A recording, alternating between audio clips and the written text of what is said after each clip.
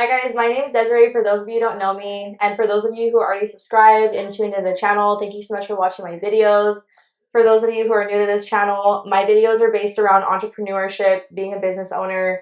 They are geared towards beauty providers, but honestly, these fundamentals can be applied towards anybody who's self-employed. So for any of you who are looking to get some insider tips and tricks on how to be successful in your business, you're going to want to stay tuned for this next video because I'm going to be talking to you about the do's and don'ts of becoming a six-figure earner and some things that I did to accomplish that in my business. Stay tuned. So number one for me when I was starting out in my industry as a hairstylist is I wanted to be successful. I knew I wanted to earn good money.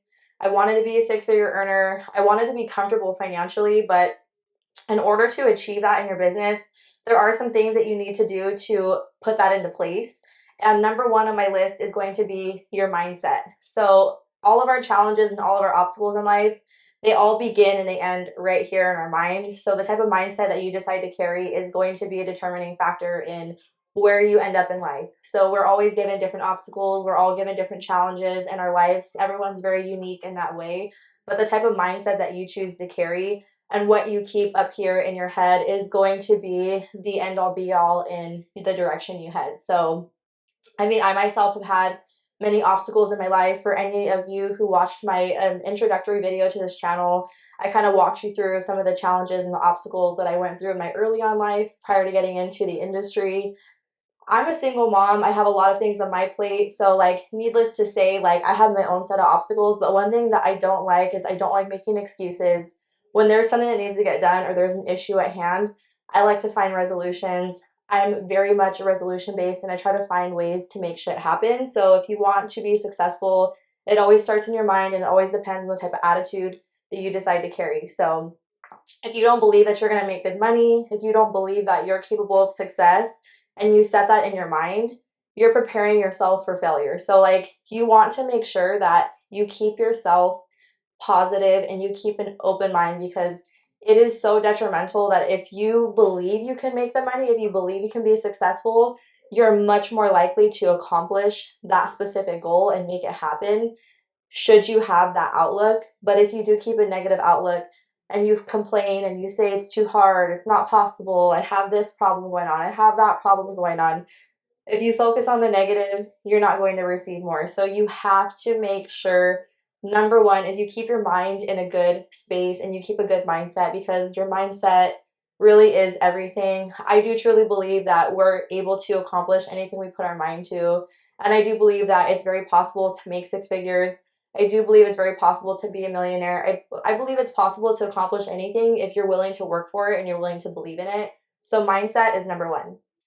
So number two on my list is going to be organization and structure. So organization and structure is huge when you're running a business because if you're disorganized and you're not managing your time correctly, things are going to be chaotic. Clients can get disappointed. You feel overwhelmed. You feel stressed out. So the dues of being successful and earning six figures does require you to have structure and organization. So when you put structure and organization in your business, what does that look like? For me to be structured and organized, I have a digital booking system that I use to take all my clients and schedule them. And I use that digital booking system to coordinate everything. So that's meetings, that's bookkeeping, that's personal appointments, that's clients. So I have that system on my phone and on my laptop. It's digital. I can access it anywhere to keep my business organized.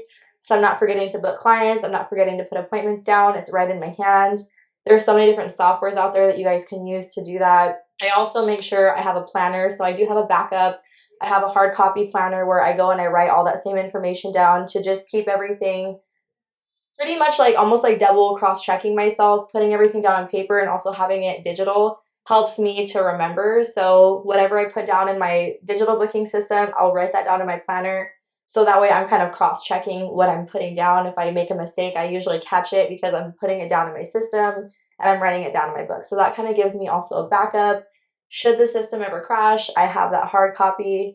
And then I also like to plan my days out. So I don't care if it's my day off. I don't care if it's a day of errands. I don't care if it's a day at work. I like to plan my day out. I usually have intention for the day. I usually always have a list of what I want to get done that day. If you're planning your day out, that's the first small step you want to take. The second step is to plan your week out, plan your month out, and plan your year out. Things don't always go as planned. Life happens. We have emergencies. But if you have an intention set for your day and your week and your month and your year, you're much more likely to accomplish your goals and you're much more likely to reach that six-figure income should you be organized and you are intentional with your time and you're productive. So I see some people sometimes who lack that organization or they lack the structure and they're just kind of like winging it, taking it day by day. If you're winging it and you're taking it day by day, and you're letting life happen to you, you're not going to end up where you want to be at because you're not taking control of your time. So I do believe it is super important. Take control of your schedule, take control of your life, set a game plan, and try to follow that. So number 3 on my list is going to be your work ethic. This is huge. Every one of these steps is super detrimental to being successful and making that six figures. But this one right here, this dates back to like the very beginning of anybody's work experience, their career. Work ethic is so important. So I've been working from a very young age. I started working at 15 years old. I've always had a job. I've always been a hard worker, especially getting into my business. I take my business super serious. So when you have a good work ethic, you're reliable, you're consistent, you show up. People who are successful and they make six figures, people who are successful and they're millionaires, they don't have inconsistent work ethic. They show up every day, they do the work, even when it's hard, even when they're tired, even when they don't feel good. So to me, what helped me to reach my six figures was having a good work ethic. When I didn't have clients scheduled, I would market myself. I would go on social media. I would post. When I was having a bad day or I was stressed out or I was tired, I would still go to work. I would still take my clients. I would not take time off if I felt like I had more to do. I would push myself. I would work hard. I would stay late. I would go on my days off because when you want to be successful, you have to have a good work ethic. You have to be willing to put the time in. You have to be willing to work hard. You have to be willing to sacrifice and you have to show up.